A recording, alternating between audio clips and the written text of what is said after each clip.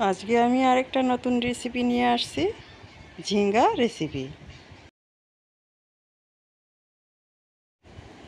তো আমি এখানে ঝিঙ্গা নিয়েছি 4-5টা। ঝিঙ্গাগুলোর থেকে খোসা ছাড়িয়ে নিয়ে ভালো করে ধুয়ে নেব। এবার আমি খোসা ছাড়িয়ে নেব। আমি কাবেরীজ কর্নার থেকে বলছি, তোমাদের সবাইকে স্বাগত জানিয়ে, ভালোবাসা জানিয়ে সঙ্গে থাকো, পুরো ভিডিওটা দেখো স্কিপ না করে। তো আমি ঝিঙ্গাগুলোর থেকে খোসা ছাড়িয়ে নিয়েছি, এরপর ভালো করে ধুয়ে নিয়ে আসছি। ভালো করে পরিষ্কার করে ধুয়ে নিয়েছি। এবার আমি একটা ডিজাইন করে ঝিঙেগুলো কেটে নেব। তো আমি এইভাবে টুকরো করে নিয়েছি, এরপর আমি একটা ডিজাইন করে কেটে নেব।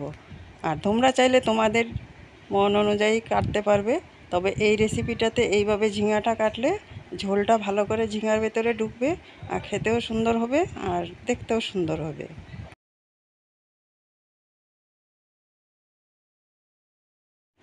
এইভাবে ডিজাইন করে কেটে এই রেসিপিটা তোমরা একবার ট্রাই করবে, খেতে কিন্তু অসাধারণ সুন্দর হয়।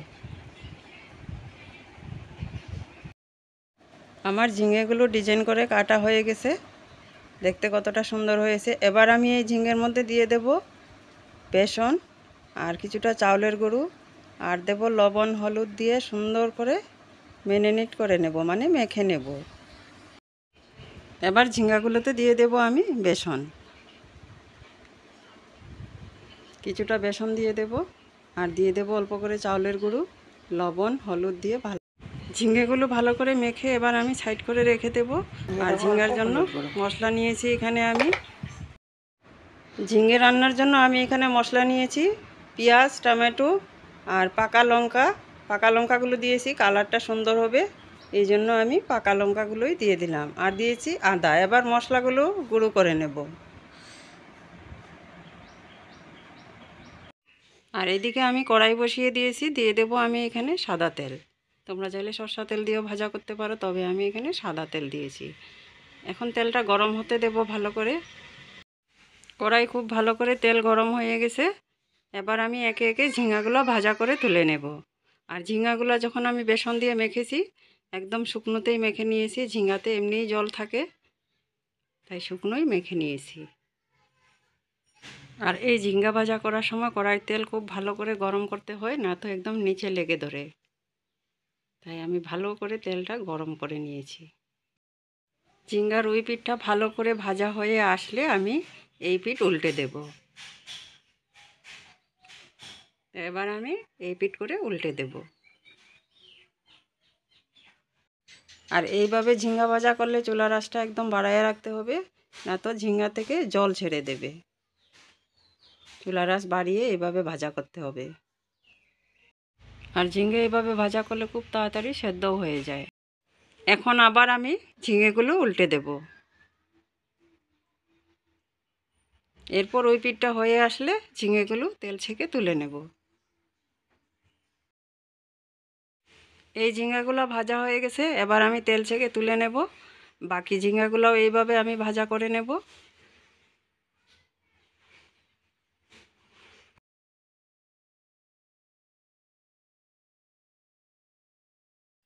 আমি এবার এই ঝিঙ্গাগুলোও দিয়ে দিলাম। এই পিঠটা ভালো করে ভাজা হয়ে আসলে ওই পিঠ উল্টে দেব। ভাজাও হয়ে যাবে ভালো করে, আর সেদ্ধও হয়ে যাবে। আর ঝিঙ্গা একদম তাড়াতাড়ি সেদ্ধও হয়ে আসে, ভাজাও হয়ে যাবে। তো কিছুক্ষণ এই পিঠটা ভালো করে ভাজা হয়ে আসুক, এরপর আমি উল্টে দেব।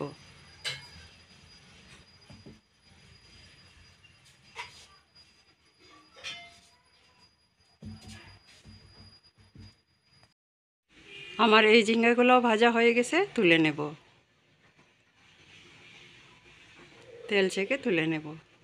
এরপর আবার ফিরে আসছি, কড়াইটা কালো হয়ে গেছে, ধুয়ে নিয়ে আসছি। তোমরা সঙ্গে থাকো। এবার আমি এই তেলেই ফোড়নে দিয়ে দেব গোটা জিরা আর এক টুকরা দারচিনি। জিরাটা সুন্দর করে ভাজা হয়ে আসলে কেটে রাখা পেঁয়াজ কুচি দিয়ে দেব। এবার দিয়ে দেব পেঁয়াজ কুচি। পেঁয়াজটা তোমরা স্কিপ করতে পারো, তবে আমি এখানে পেঁয়াজ দিয়েছি, ঝিঙ্গা রেসিপিটা খেতে সুন্দর হবে। আর এবার সুন্দর করে পেঁয়াজগুলো ভাজা করে নেব লালচে করে। এবার দিয়ে দেব রসুন কুচি। রসুন আর পেঁয়াজ একসঙ্গে সুন্দর করে লালচে করে ভাজা করে নেব। এরপর আমি টমেটো কেটে রেখেছি, দিয়ে দেব টমেটোগুলো। টমেটো দিয়ে আরও কিছুক্ষণ নাড়াচাড়া দিয়ে ভাজা করে নেব। সঙ্গে টমেটোগুলোও সেদ্ধ হয়ে যাবে, ভাজাও হবে আর সেদ্ধ হয়ে গলে যাবে।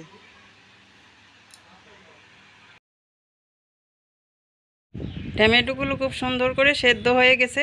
এবার আমি দিয়ে দেব গুঁড়ো করে রাখা মশলাগুলো। এখানে পাকা লঙ্কা, আদা, রসুন আর পেঁয়াজ আমি একসঙ্গে গুঁড়ো করে নিয়েছিলাম, দিয়ে দেব। দিয়ে সুন্দর করে মশলাগুলো মিশিয়ে নেব। দিয়ে দেব হলুদ গুঁড়ো আর দিয়ে দেব আন্দাজ মতো লবণ।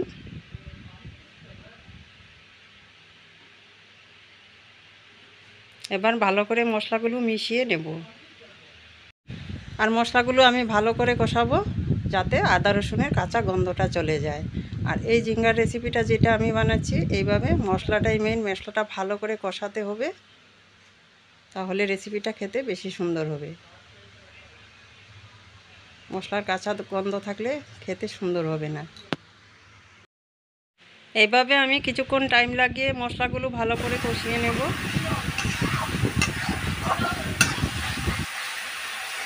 অল্প করে জল দিয়ে দেব, দিয়ে মশলাগুলো আবার সুন্দর করে কষাবো। আমি মশলাগুলো ভালো করে কষিয়ে জলটা শুকিয়ে নেব। যতক্ষণ তেল ছেড়ে না দিছে ততক্ষণ অবধি মশলাগুলো কষাবো। মশলার থেকে তেল ছেড়ে দিয়েছে, সুন্দর করে কষানো হয়ে গেছে। এবার আমি দিয়ে দেব 1 চামচ টক দই।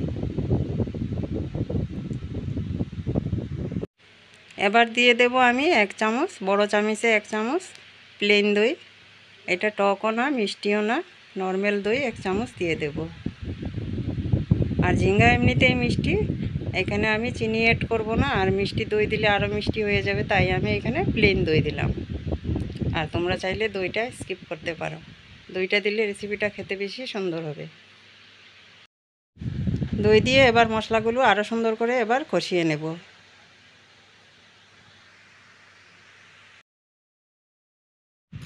মশলাগুলো আমি এইভাবে আরও কিছুক্ষণ কষাবো। আর মশলার থেকে তেল ছেড়ে দিয়েছে, আরও কিছুক্ষণ কষানোর পর ভাজা করে রাখা ঝিঙ্গাগুলো এতে দিয়ে দেব।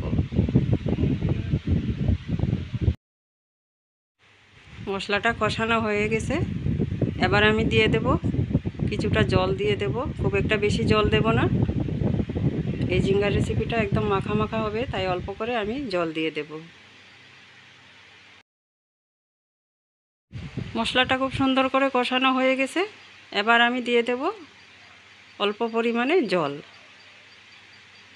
আর তোমরা তোমাদের ইচ্ছা মতন জল দিতে পারো, ঝোলের জন্য বেশিও দিতে পারো, কমও দিতে পারো। তবে আমি রেসিপিটা মাখা মাখা রান্না করব, তাই অল্প করেই জল দিয়েছি। এবার ঝোলটা ফুটতে দেব। ঝোলটা ফুটে আসলে আরও শুকিয়ে যাবে। এরপর আমি ভাজা করে রাখা ঝিঙ্গাগুলো দিয়ে দেব। ঝোলটা ফুটে উঠছে, এবার আমি দিয়ে দেব ছেঁড়া কাঁচা লঙ্কা।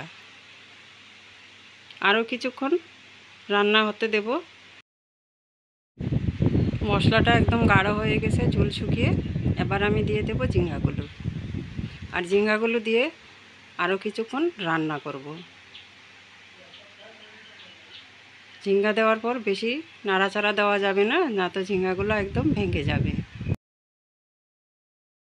এইভাবে আমি আরও কিছুক্ষণ রান্না করব, যাতে মশলাটা ঝিঙ্গার ভিতরে ঢুকে। ততক্ষণ রান্না করব। আর এই ঝোলটা একদম পুরো শুকিয়ে যাবে। জলটা পুরোপুরি শুকিয়ে গেছে, আর মশলাগুলো সুন্দর করে ঝিঙ্গার গায়ে লেগে আসছে। আরও কিছুক্ষণ এইভাবেই রান্না করব, মশলাটা যাতে কড়াইতে লেগে না যায়। এইভাবে খুন্তি দিয়ে নাড়তে হবে।